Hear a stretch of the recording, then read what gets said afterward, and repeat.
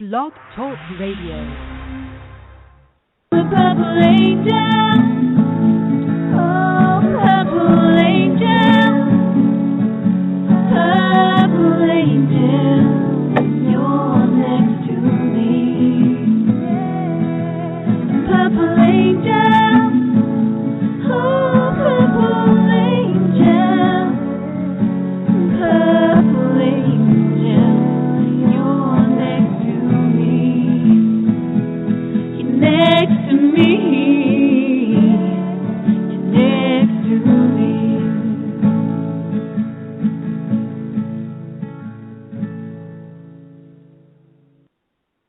Well, hello, everyone, and welcome to Alzheimer Speaks Radio. I'm your host and founder, and I am thrilled that you are here to join us. I got on this journey with dementia myself through my mom's path of living with the disease for 30 years, and she's now been gone a little over a year.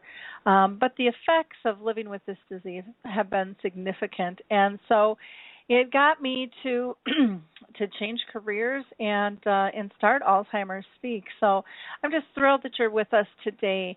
Our goal here at Alzheimer Speaks is to, really join forces and share knowledge and have everyday conversations about life with dementia so that we can remove the stigmas attached to cognitive impairment and help those live with the disease continue to live with purpose and have fulfilled lives. Together, we believe everyone can understand the true needs of this disease and really have a big impact on helping those dealing with the disease live better and help remove the isolation that is just strong and fierce with this disease. Our company itself is an advocacy-based company, and so we provide all types of different platforms to shift our dementia care from crisis to comfort. So we have Alzheimer's Speaks Radio. We have a blog if you like to read. We have a webinar series called Dementia Chats where you can participate and actually interact with our experts who are living with the disease. Sometimes people can't ask their loved ones or maybe a client what's going on or how best to deal with a certain situation. And our professionals are very open. We really don't have too much in as far as boundaries. We kind of go where our community needs to go and having an open conversation. So feel free to join us on Dementia Chats. The radio show is every Tuesday morning, and the Dementia Chats are on Tuesdays on the second and fourth Tuesday of each month in the afternoon, and you can find more information at alzheimerspeaks.com. Regarding that.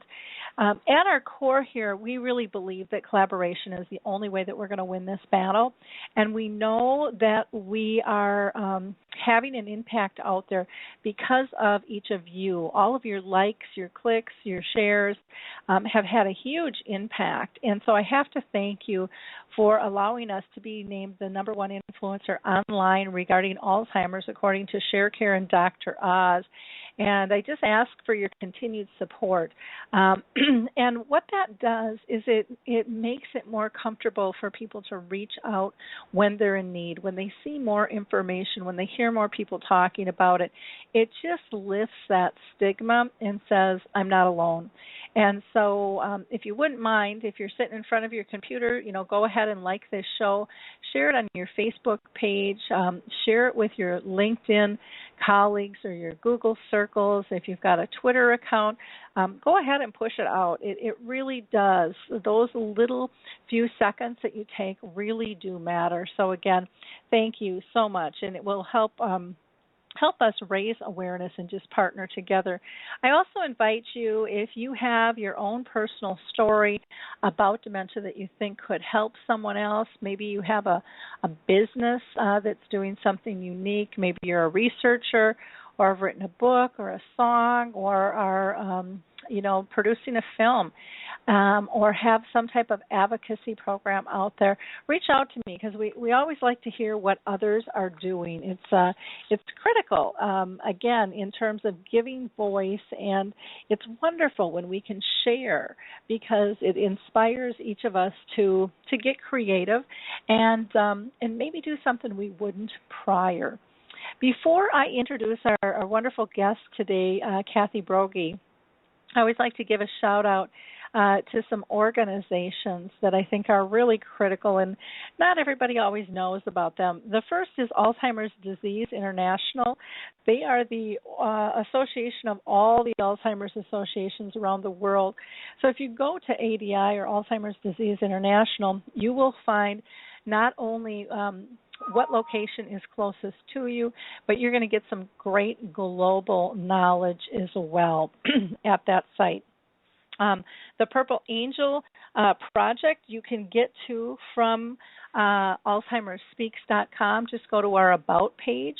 That is the new global symbol to raise awareness for dementia, and it's free. And it takes very little time to use, but it has a huge impact. It's in over 17 countries. This grassroots effort is growing extremely fast. There is the Alzheimer's Research and Prevention Foundation. If you're looking for more holistic information regarding dementia, maybe you want to find out about diet and exercise and meditation, that is the place to go. And they have some free educational seminars and teleseminars that they put on. Others are dealing with specific types of dementia like Lewy body or frontal temporal lobe, and each of them has their own national organization, and I would recommend that you check those associations out as well because specific symptoms are critical when you're dealing with this disease. Others are dealing with speech problems, and that's called aphasia.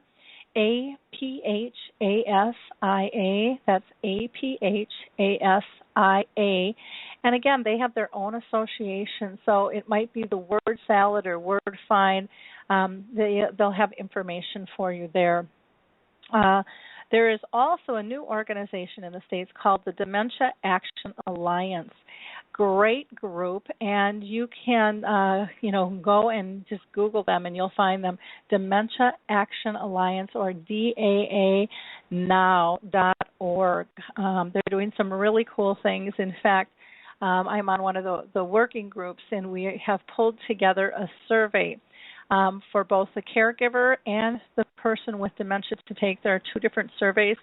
And if you want to, you can just go, again, to AlzheimersSpeaks.com, right on our home page, and just scroll down just to here, and it says take a survey, and it'll take you directly to those links. But we would love you to go and participate in that because we're trying to gather knowledge so that we can provide correct resources for what people truly need out there. If you're in Minnesota, HealthStar Home Health is just a fantastic agency here. They have trained their employees as Alzheimer's whisperers, so they're very dementia friendly, and they pass that knowledge on to the families they work with, which I think is really cool. If you're looking for some activities, there's always Alzheimer's Music Connect, which just does a fabulous job providing a plethora of different types of music for people to listen to and enjoy. And it has a patent-pending technology behind it that actually engages people up to 3 hours longer after listening to the music. There is a puzzle with me, and then also a new puzzle called Pieces of the Past, where you can actually do, this is like portrait puzzle, so you can send in your own personal pictures and get a puzzle made. There's Jiminy Wicket, which is an adaptive croquet game, which is just a ton of fun as well. And so those are just a few things. Last I want to mention is the Alzheimer's team. You know, you can go and get involved with a clinical trial. Again, you can go to AlzheimersSpeaks.com. Right on our front page, there's two different ways. One is a link to get to the site. The other is an embedded survey. You can find out if you qualify. It's just to the right-hand side on the home page. But, it really can help advance our research. And you can enroll a loved one in a clinical trial today. It just takes seconds to do. And again, no cost in terms of participating in that. So it's just a great thing to be able to do. Everybody wants a cure, but researchers need they need more data, and that is a way that people can help with that. Let me go ahead and introduce our guest today. I'm really excited to have Kathy Brogy with us. She was born and raised in New York, and she moved to Knoxville, Tennessee in about '89, and she's always kind of been drawn to healthcare. She found an opportunity to become a CNA, and she says she found her calling there.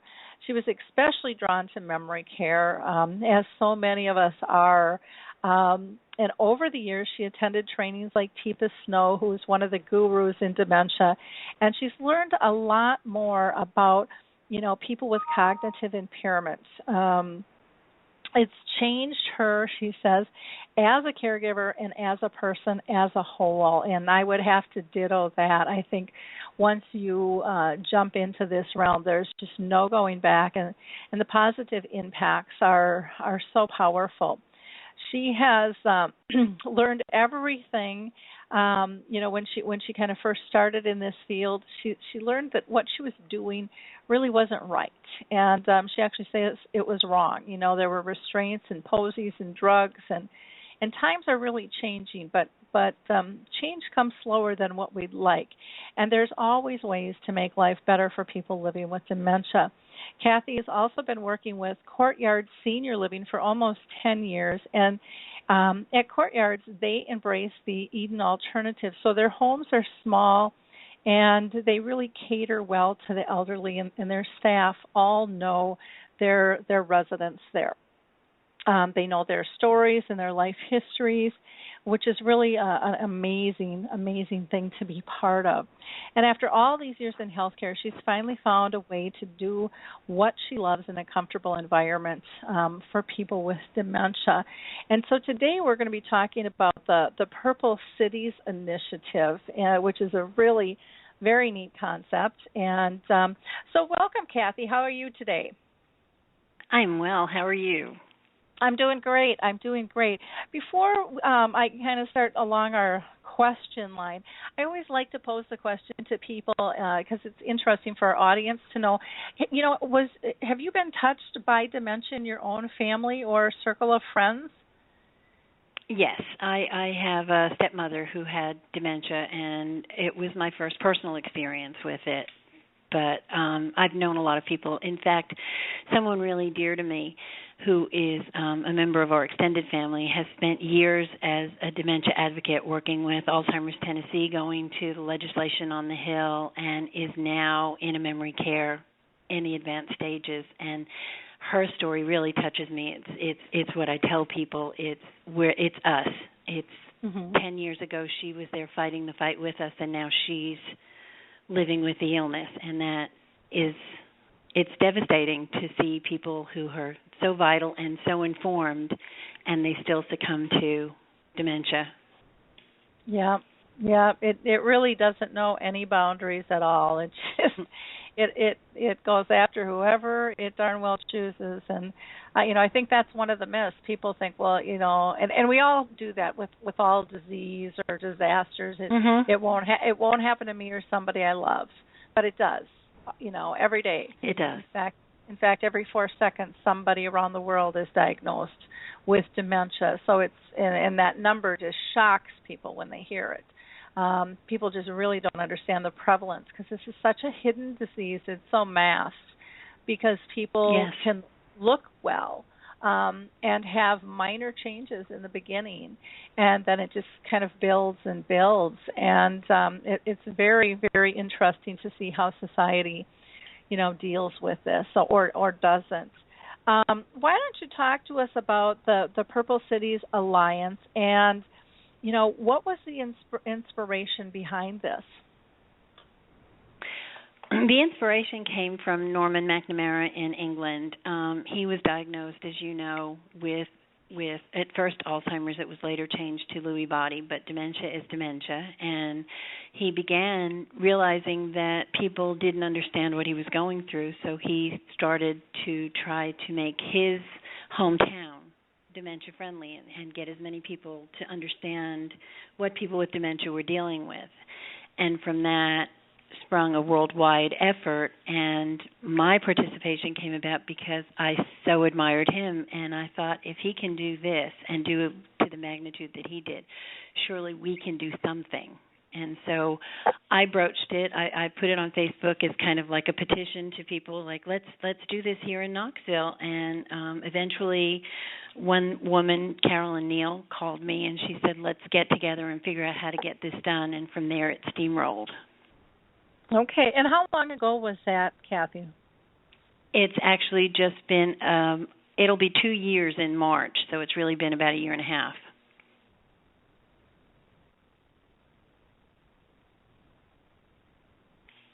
This last year, or this, I should say just a month ago, wasn't it? No. Well, we had our launch in May. Our actual launch was in May. So it took us just a little over a year to get to the point where we could actually declare Knoxville dementia-friendly due to commitments. We have both the city and the county government is working with their employees to learn about dementia. We have a resolution that's been passed by our city council. Our May 11th every year in Knoxville will be Purple Cities Day. We have begun to reach out to other communities. We actually have some interest from our Tri-Cities area up in Johnson City, and they want to find out how to get this done, so we'll be going up there to get them started. So it's spreading. Wonderful. Can you tell us exactly what does it mean? I mean, what does being a purple city mean?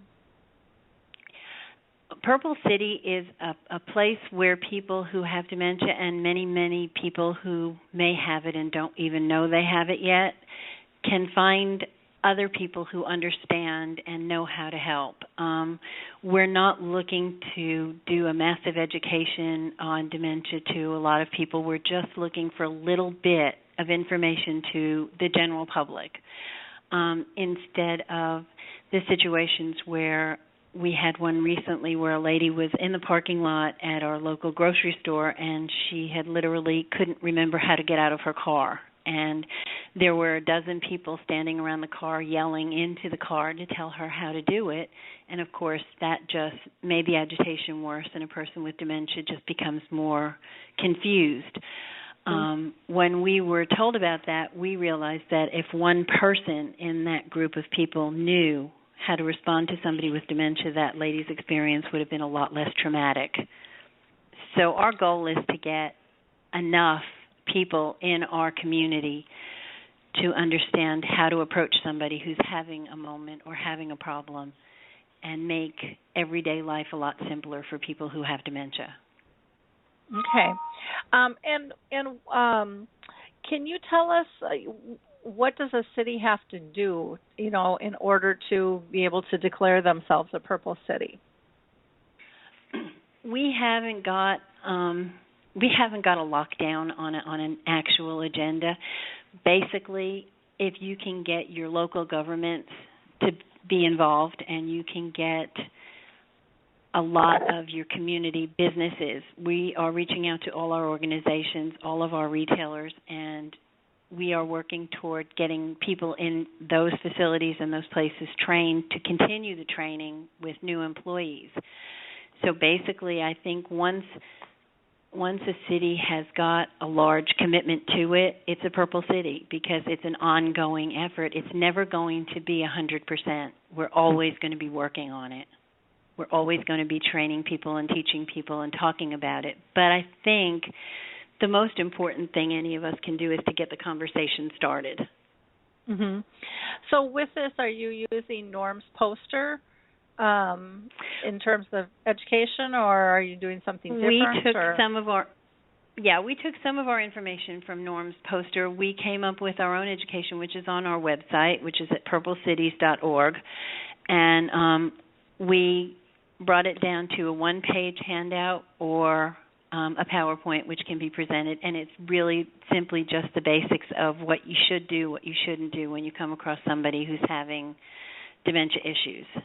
And just that training can be, we can go into someone's business and do the training for them, and we can make it as long or as short as they like. We're constantly tailoring this to the people's need, because we don't want a business to say, well, we can't give you an hour to do this, or we need our employees to be working. So fine, we can do it in 10 minutes, we can do it in an hour, whatever works. Mhm. Okay. And so for the PowerPoint, is that something that people can download then? And yes, it's on our website. Okay, so that's something that's free for them to be able to to utilize? Okay, great. Our one-page handout is also available. Okay. Well, that's fantastic. That's I hadn't seen that there before, so I'm hopping on it right now, and it looks great. So that is wonderful, and it's short and sweet and to the point. And I think that's one of the neat things. It's it really is about the simplicity, and so many try to make it so complicated and be the answer for everything, and none of us can do that. We'll just never, in my opinion, we'll never accomplish that, because it's just a moving target, and absolutely. Things are changing all the time. So I think it's just really important for us to just have that knowledge and first get comfortable with the conversation as a whole. Right. We have a resource page. We have a resource page on our website that points people in the direction of the experts. We don't want to be the experts. We have Alzheimer's Tennessee, we have the Alzheimer's Association, the Pat Summit Foundation, and many more. And these organizations are already set up to do further education and to give you the information that goes beyond just the basics. We just want to be the introductory. We want to be, this is just a little bit, this is just enough to get you through a difficult situation. I didn't mention that we also give out window decals with our logo on it to any company or organization that does become a Purple Cities participant. And that logo was specifically designed so that other cities can adapt it and just change. Where we have Knoxville, Tennessee, you can put your own city and state, and that is also free. There is no charge to anything, and we collect no money. Every one of our task force members is giving up their own time to do this, and the trainers are going out on their own time to do it. We are not a paid organization in any way. Okay. Wonderful. Well, that's fantastic. Well, Alzheimer's Speaks would love to be one of your resources if you feel that would be a good match. We've got a variety of different things. I know that we're not local, but we're able to connect people all over the place. So, we would love to be added on that. We will have you on there by tonight.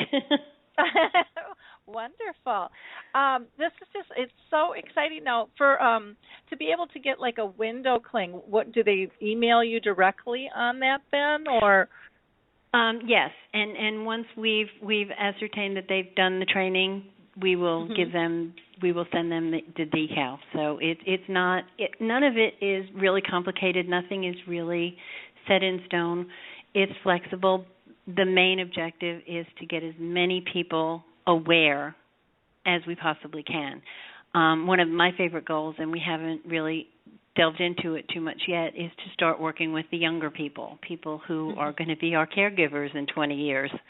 And these kids really need to understand what they're seeing and understand that it's not just that elders shouldn't be the butt of jokes, that there needs to be compassion. And so we're going to be working on that as well. One of the, I haven't done this for years, but one of the most fun things I did was go into junior high and high schools, and I would have them describe, just to kind of get over that hurdle, I would have them describe an elderly person. And it was, they were hilarious. And I would, what do they look like? What do they do? What do they smell like? What time of day do they do their most activities? Just everything. And they came up, with pretty distinct stereotypes. And then I would tell them, Now I want you to think like them. What do they think of you as a teenager? And describe you. And they were shocked because they knew exactly in their mind what they thought older people thought of them. You know, they drove too fast, they swore, they talked too loud, they, blah blah blah blah blah blah, and they, they didn't like the way they dressed, they didn't like the music, and it was just really interesting. And we had this conversation about, now, is that true? And they were like, well, no. And then we went back to their list.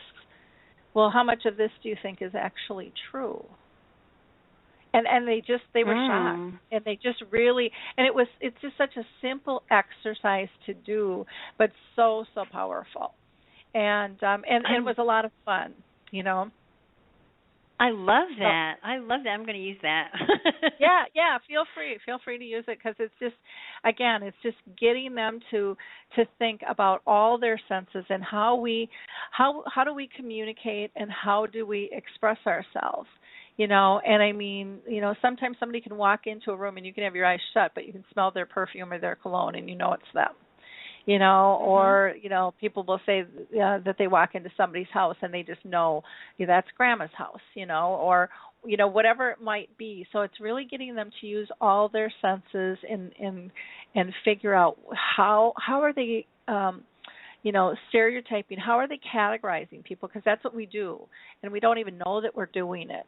And we can't change it if we're not aware of it. Kind of like dementia, as a whole, we can't change our behavior in terms of dealing with it if we don't even know we're doing it, and if we don't understand the impact and the power that we actually have in terms of caring for people.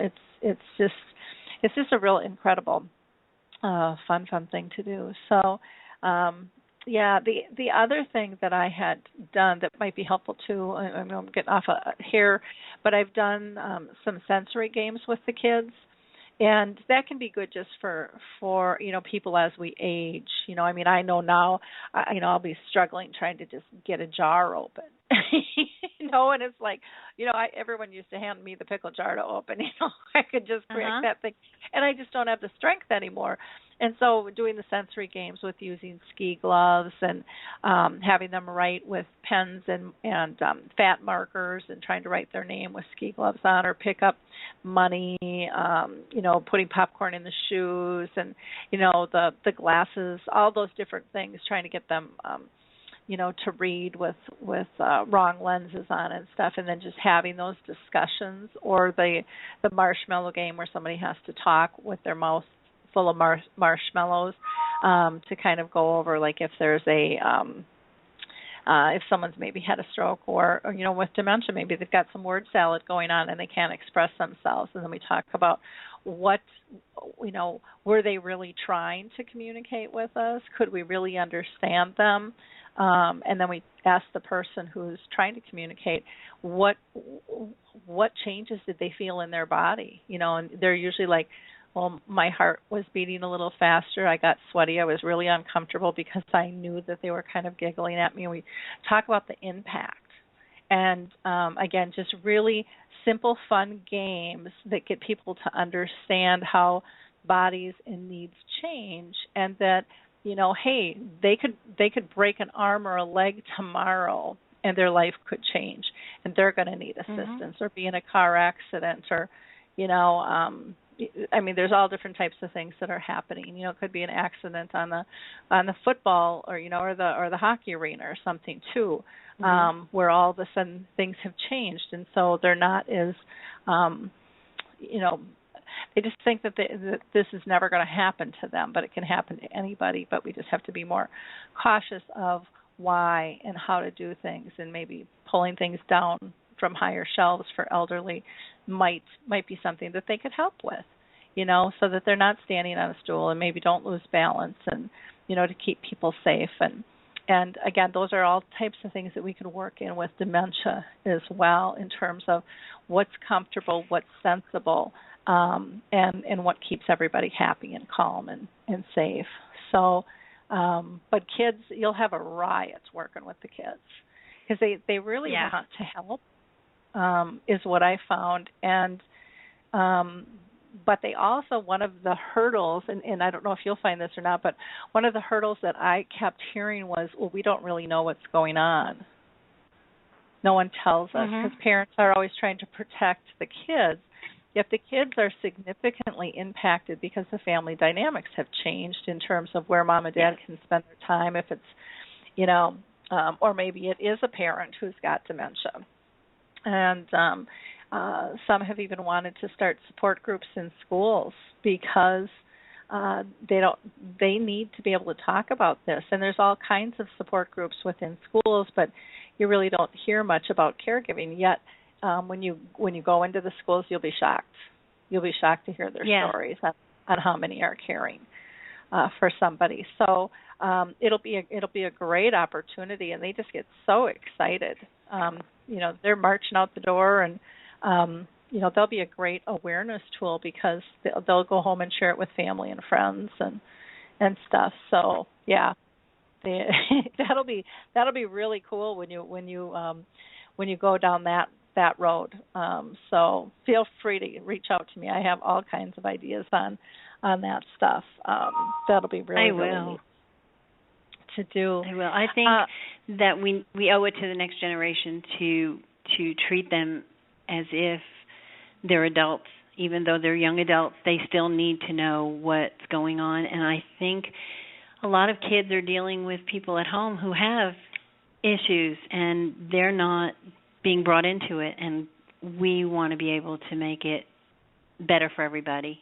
I think the thing is, there's such a stigma still, and that's the thing we need to work the hardest on. And I think Purple Cities and the Purple Angel Project and Gary LeBlanc in Florida with the Purple Angel wristband and Norm in England and people all over the world now are working really hard to make people aware of the fact that it's not a terrible thing. If you've got somebody with it, come get help. Come talk to us. You're not alone. There's a lot of people walking the same path, and everybody's tour is going to be a little different. Everybody's journey is going to be a little different, but the basics are all the same. We're all in it together, and it's increasing every day. And how many people are out in the world right now who have the onset and don't even know it yet, haven't even become aware of it yet, and people need to know what to look for. They surely do. This is just such a huge movement. I mean, I believe I mentioned this before, but, with the Purple Angel, it just started out of Norm saying to his wife, hey, will you come and talk to some shop owners with me? And then he and Jane kind of got together, and off it went. Now it's in 17 different countries. This is kind of a non-stoppable thing, and I've seen some pushback, by some organizations with this, but it's not going away, and there's no way that they can stop it. The grassroots effort is extremely powerful, and instead of people trying to figure out how to do something different, we just need to align together. Instead of recreating the wheel, we waste so much time trying to recreate, the wheel. And if you're listening and you're not a city, but you're an individual who wants to get involved, you can easily just use the Purple Angel. Go to Alzheimer Speaks to the About page, and we'll get you that information. But you may want to start talking to people in your area and get this Purple Cities initiative going. The logo is just so beautiful. You really did a nice job, with the logo. And pulling that together, and your website. I love the picture of the bridge. It's just very gracious and welcoming, and it just says to me hope, which is really very, very neat as well on that. So, have you heard from other cities outside of Tennessee at all? We have gotten some interest. I've had a couple of people contact us and ask how we got started, and we're about to start giving people some instructions. We have a magazine article coming out in Parade Magazine on June 21st. It's an article about the grassroots efforts for dementia awareness in the country, and we're going to be featured in that, and I'm hoping that once that hits, we'll start to get a lot more interest. a lot of people don't know a whole lot about us. You're our first major outlet to talk about Purple City. So we've kind of been just off here in Knoxville, and now we're starting to get some attention outside of Knoxville. Oh, cool. I hadn't heard when that article was coming out, because I know that there's a bunch of us being featured on that. So that'll be really cool. I was told it's June 21st. Okay. Well, that'll be exciting. We'll have to do a big splash on that because, there hasn't been a lot of, like you said, a lot of attention. And, here in Minnesota, they have the Act on Alzheimer's program. And in Wisconsin, there's some dementia-capable communities and things. But what is really interesting is the fierceness of the grassroots mentality, even in structured environments. People are going, we got to move faster. We need to do more. We need to do better. So it's kind of funny to watch, and it's very exciting to see in Roseville. In fact, I'm going to approach them about they were going to become a Purple Angel, I should say it's city for Purple Angel, but we should give them part of this Purple Cities Alliance just to pull it together. And that'd be great. Because they've committed to doing some education, and we've done quite a bit in the community as far as education through the Act on Alzheimer's and through our Alzheimer's and Dementia Community Action Alliance, I think is the whole title of the grassroots phase, which is way too long.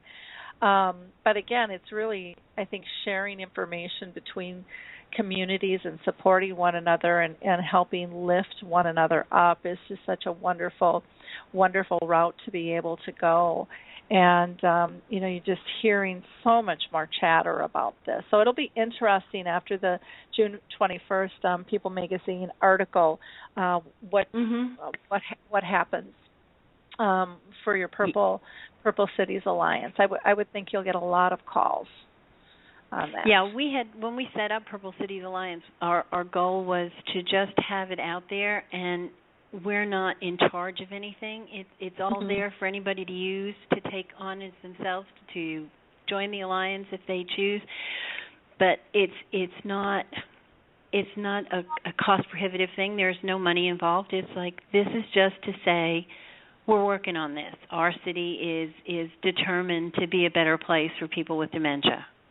Or our community is working to be a better place, and it's up to the people who live there. It's not a government-run thing. It's not things where you have to apply for grants or meet certain criteria. It's whatever you feel like you can do to help your community become a better place to live if you have dementia.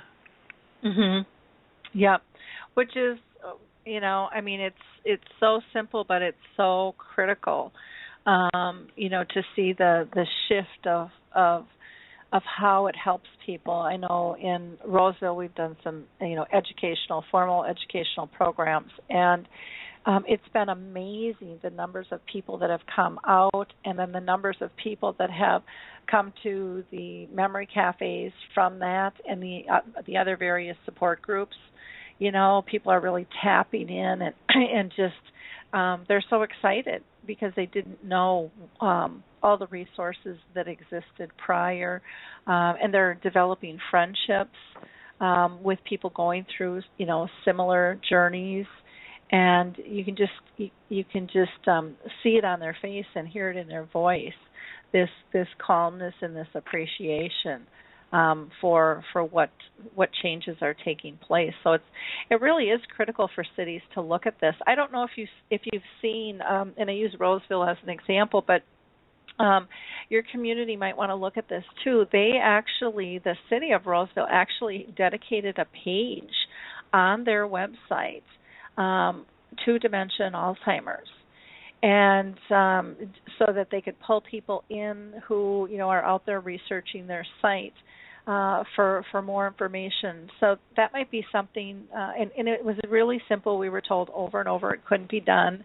And we had one woman, Sarah Barcel, who was very adamant, that this could be done, as well as a few others of us. And then the city said, "Hey, we'll give you, your one contact person, and once a month you can make updates." And so, we were doing, because of the ACT program, we were doing some educational programs, and so those were added on a monthly basis. Those change out, but even without that, there's just stagnant information that could be posted on that site, and they were just really, really gracious about that. So, if anybody is interested in taking a look at that, I'll have to look up the link here, but just it's something very simple to do, and they've just gotten a national attention for doing that. We think they're really the first city to take the time, and they have it under resident resources.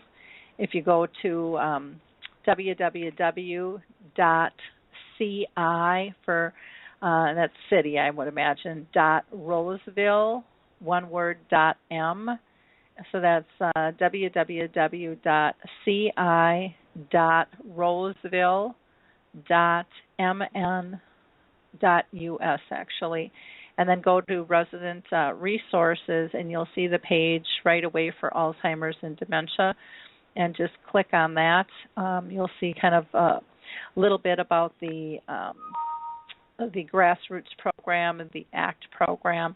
And then there's a bunch of resources. So there's like caregiving coaching, caregiving support, activities for people with memory loss and their caregivers, respite and daycare, research opportunities, grief support, safety tips, and some other things. And those are all just kind of stagnant. So it might be a sample to be able to show your city what another city is doing, and they might want to add on to the Purple Cities initiative, which would be really, really cool to do. So lots of fun stuff. Kathy, in the future, do you see your group doing any more educational things, or do you see kind of the community coming together to do that, or what are your thoughts there? We consider this to be an ongoing challenge. We're never going to be finished. We're going to be spreading awareness and educating new people all the time. We do expect more and more people in the community to join forces and to help out. And with anything else, the more people who know and understand what we're dealing with, the more likely it is that they'll go out and spread the word too. That it's going to snowball. It has to.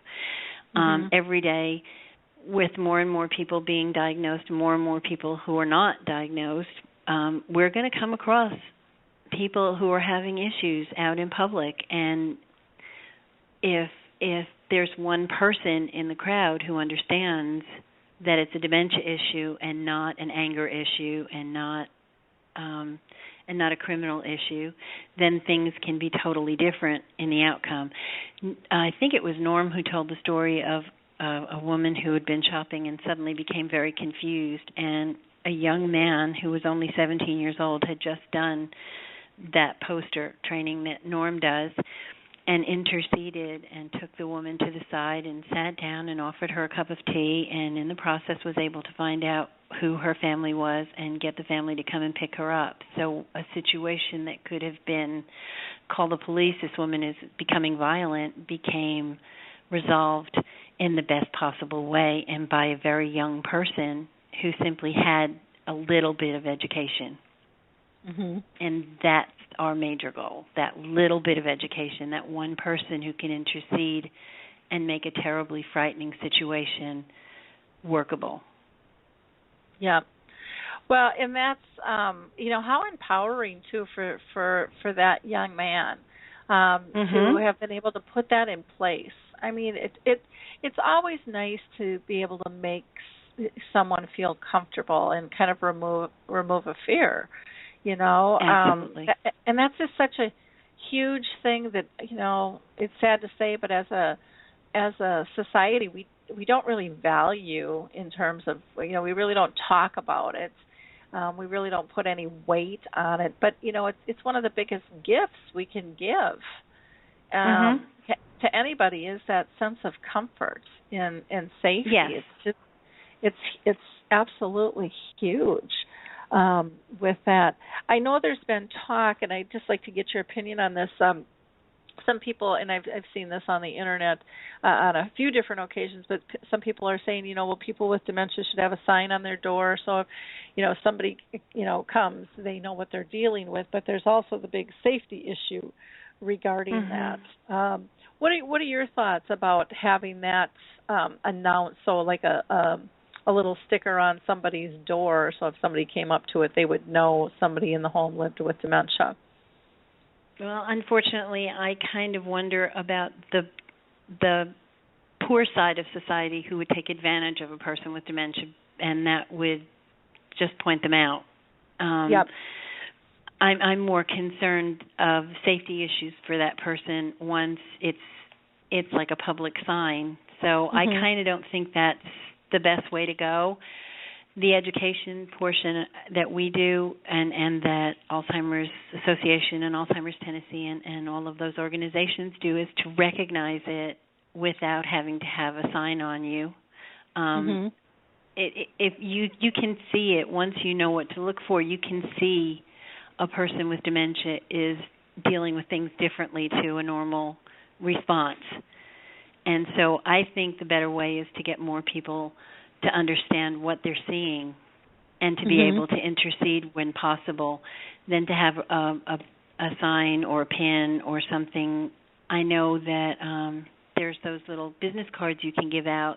I have some problems with dementia. Please be patient. And those I think are fine when you go into a restaurant or whatever, but putting a sign on somebody's door, I think that might be dangerous. Yeah, I tend to agree with you on that. I just in the day and age that we live, if it's in the house, for emergency personnel, or maybe it's in one of those vial of life or file of life that emergencies know where to look. The other thing that I didn't realize until probably a year or two ago, in terms of talking with the city of Roseville, is that you can call actually 911 and register your home if you have somebody living with dementia, so that if they get a call to your house, that will come up and they will know that there's a person with dementia living in the home. There can be specific notes in terms of, who to contact if there's a problem, or if there's specific behaviors and different ways to deal with them. They can put all that stuff in their 911 database. And, it costs no money. Most people are afraid to call 911, but they said, you call 911 and they'll direct it if it's emergency or non-emergency from there. So they said, go ahead and call that. That was like, wow, that's great to know. I didn't know that. That's huge. The other thing that I think can be helpful too are just the wristbands. Again, but not just for the person with dementia. I think the care partner needs to wear one too. That can have they have the ones with the UBS information in them that can even list medications. You don't want to put in Social Security numbers and things like that, or banking information, but you can put contact information in, so that if somebody was lost, or let's say somebody got in a car accident and needed to get home to somebody with dementia, they were just leaving for a short time, then they would be alerted that there's somebody at home that needs to be cared for. And a lot of times we always look at it about, well, we just have to deal with the person with dementia, but you're really a team, and I think that's something that needs to change too, in terms of how we look at things, and even it more out, because we both have impact on one another. We all have impact on one another, but trying to do it in a respectful fashion is so critical too. Any other stories that maybe you want to share with us about what you've seen in your community, how the Purple Cities Initiative could help? You had mentioned the woman who had locked herself in the car. Have you run into other situations that you've seen where this information could help? Oh, absolutely. We had a gentleman, one of the members of the task force, and one of his main reasons for being involved was that his grandfather had gone to the grocery store and to purchase a loaf of bread and walked out of the store with a loaf of bread, never stopping at the checkout, simply because he forgot that part. It wasn't that he was stealing the bread. The man had never stolen anything in his entire life. And the police were called because they thought they had a shoplifter. Mm-hmm. And had the people working in that store been informed about dementia and what it entails and how people are who have dementia, they would have realized that that was just simply an oversight. It was really just dementia in action and not a criminal act. And it's things like that that have caused our task force to want to alert people working in stores and in restaurants that certain behaviors could happen, but they're not, you shouldn't interpret them the way you would if it was a normal person. If it was a person who was, you can tell if you know what to look for that the person is confused or forgetful or lost. One of the things that frightens me is the number of times you see on the news that somebody has wandered off and the family is beside themselves and they want people to help find them. And how many times do we possibly walk past somebody on the street who's lost and looking lost, and we don't do anything because we don't want to intrude? And I'm kind of like, we have to get over that. We have to start to assess situations differently. If somebody looks really lost, it doesn't hurt anybody for you to walk up and say, "Hey, how are you doing? My name's Kathy. Is there anything I can help you with?" Or some kind of an approach where we feel like, no, you don't approach people on the street. You don't approach people in the store. If you're standing online in the grocery store and somebody is taking forever to get the money out of their wallet, we're likely to stand behind them and criticize them and carry on about how annoying it is, when in actuality all you really have to do is lean forward and say, take out that one. And that moment is over. Yep. And those little things are the things that I want the public to be looking for, that I want people to feel, yes, I can help. I can just step up and help a little. Yep. Well, and it's so important, especially with the world that we live in. It was World Elder Abuse Awareness yesterday.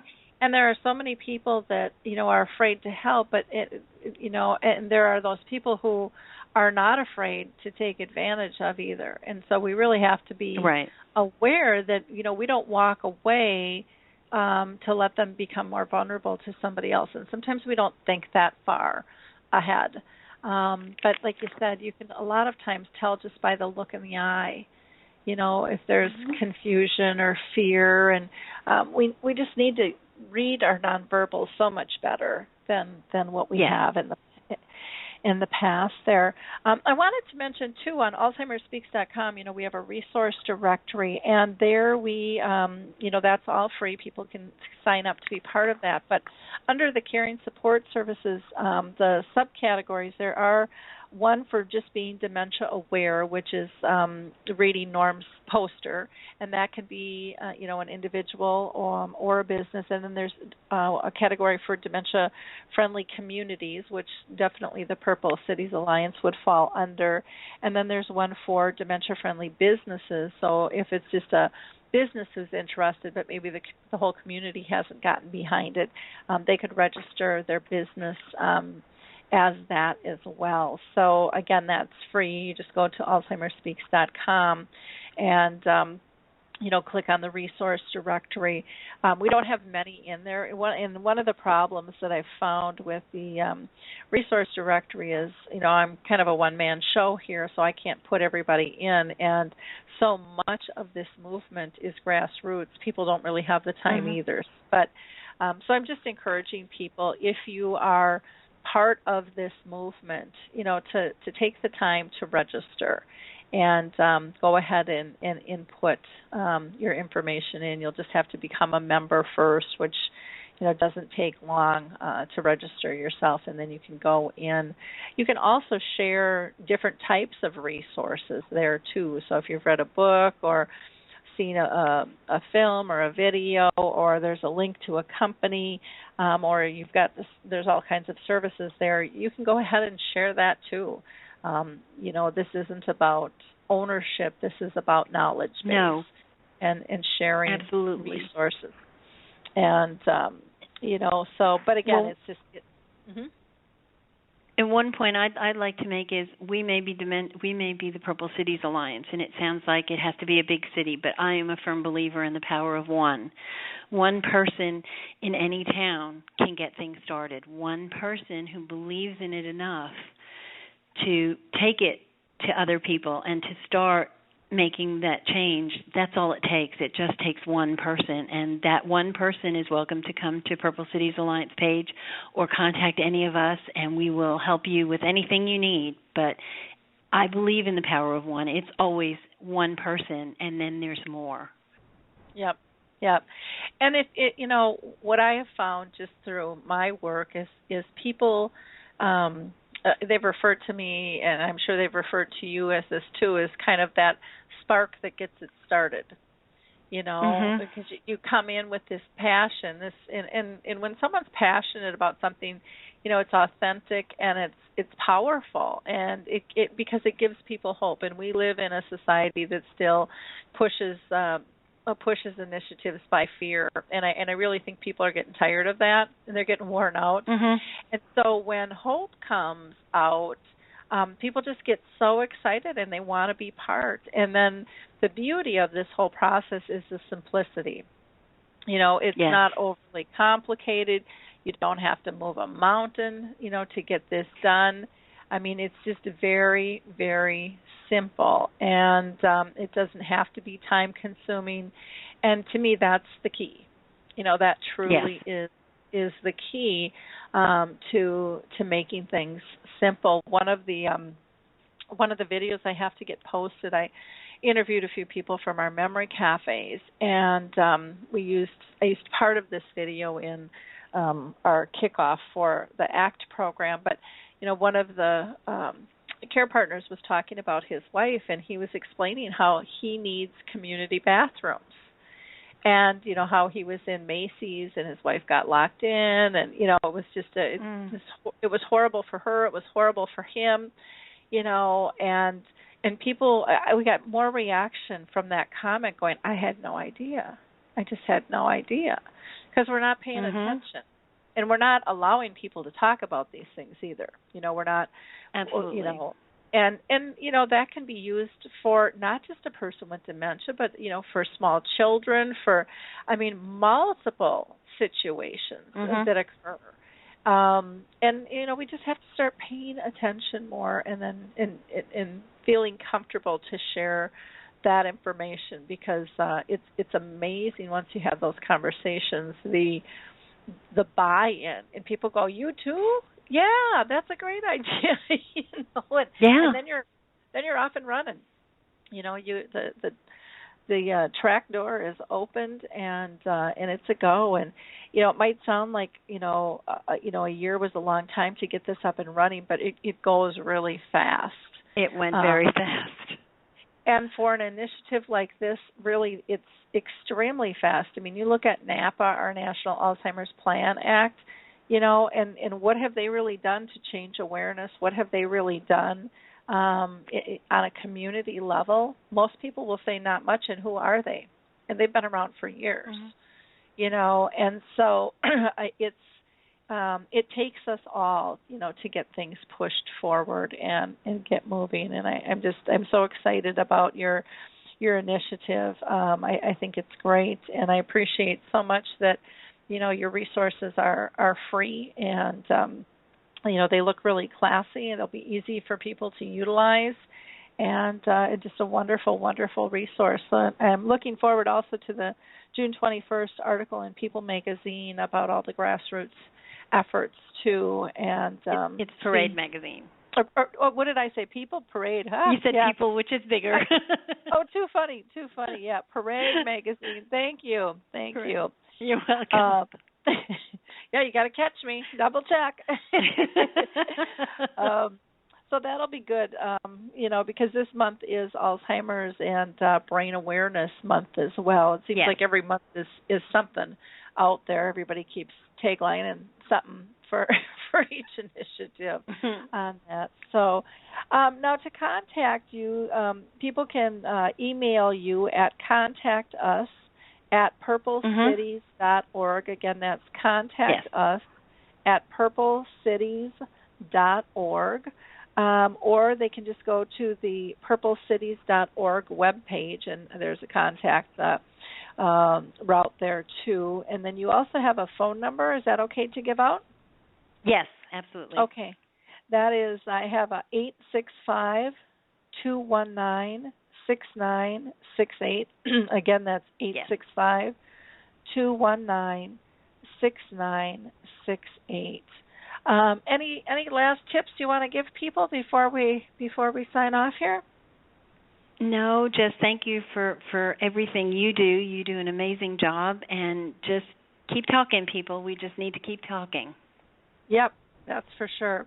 Well, thank you again so much for joining us. We've been talking with Kathy Brokey, who is heading up the Purple Cities Initiative. And you have to check out their website, purplecities.org.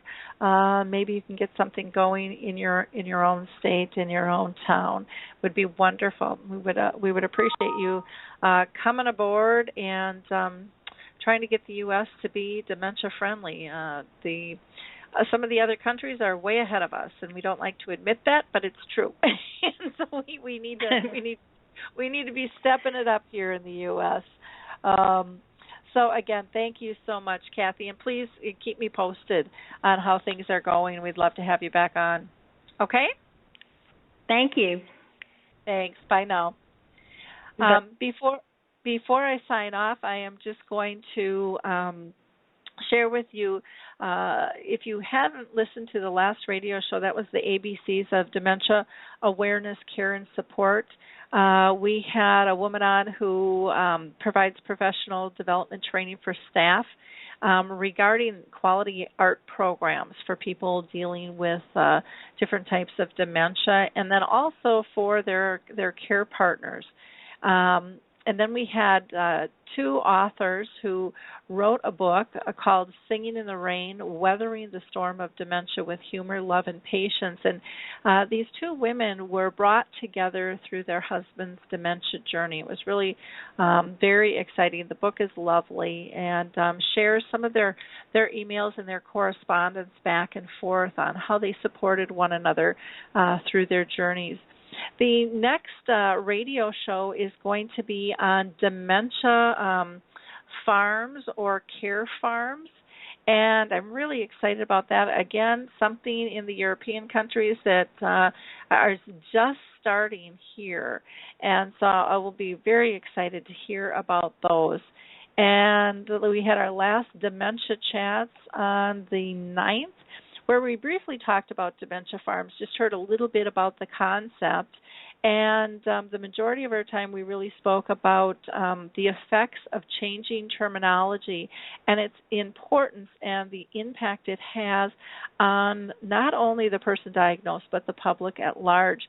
There were some options discussed on how not to add additional stress to those living with dementia, and sometimes how our medical professionals and government agencies might want to look at things a little bit different. Again, especially with changing terminologies. We've had a lot of people lately where they are being re-diagnosed from having, for example, Alzheimer's to now mild cognitive impairment, and it's adding a lot of stress and discomfort to those being re-diagnosed. And we're kind of wondering why. The conversation went into, why is this change in diagnostic coming? Is it to save money from insurance? Has someone improved, which they all say they haven't? Their symptoms are the same. So very, very interesting conversation. And again, with the dementia chats, those are all recorded webinars, and you can watch those anytime. Our next dementia chats will be on the 23rd. For the blog, there were a a few postings. One just highlighted 5 really great books on dementia. One is called My Mom, My Hero. Another one is Blue Hydrangeas, The Alzheimer's Daughters, Still Time, and Somebody Stole My Iron. Were all great books that you might want to look into. There was also on the 11th a article about a resident in late-stage dementia exercising at a fitness center, and you may be wondering how could somebody in a late stage do that, but that's a case study by Elon Caspi. And then on the 10th, there's an article about Alzheimer's has no cure, yet ways to help, and kind of talks about clinical trials, and the author of that also was a doctor who has published several books on dementia as well. So again, I want to thank everybody for their time today. We'll do a shout out to, again, the Alzheimer's team. And if you're interested in doing a clinical trial that might, help families battle against this disease, we really need the information and help with global research. And it doesn't cost anything. You can go to the Alzheimer's team on Facebook, or you can just go to alzheimerspeaks.com on our homepage, and there is a survey that you can take to see if you or your loved one might qualify for that. Again, I want to give a shout-out to Pieces of the Past. That's the portrait puzzle where you can make customized puzzles. The Purple Angel program, which we've been talking about today with Norms McNamara and Jane Moore, doing wonderful, wonderful things. If you are in need of an Alzheimer's Association or resource anywhere in the world, check out Alzheimer's Disease International. And don't forget about the Alzheimer's Research and Prevention Foundation, the Lewy Body Dementia Association, and the Association of Frontal Temporal Degeneration, also known as FTD, and the National Aphasia Association, which has to do with speech. And again, I'm going to do one last call out for that survey for the Dementia Action Alliance. Again, you can go to alzheimerspeaks.com, go to our homepage, and just scroll down a hair and you will see the survey right before you. You can hop on that. There's a survey. One is for people with dementia and the other one is for their care partners, and we would love both of those completed. That survey is going to close on the 26th of this month. And then don't forget to look for that parade article on June 21st. That'll be really interesting about grassroots efforts in dementia.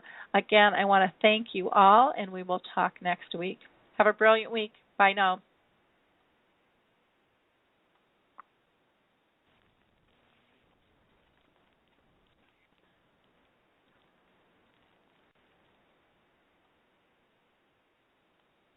Well, hi, I'm Lori La Bey, and I wanted to tell you about Alzheimer's Speaks, which is another great podcast. You see, my own mother lived with dementia for 30 years, and I felt lost. Did you know every 3 seconds someone in the world is being diagnosed with dementia? Odds are it's going to hit your families too. We want to help you connect to services, products, tools, research, and stories so you can be prepared. Please subscribe to Alzheimer's Speaks on your favorite podcast platform.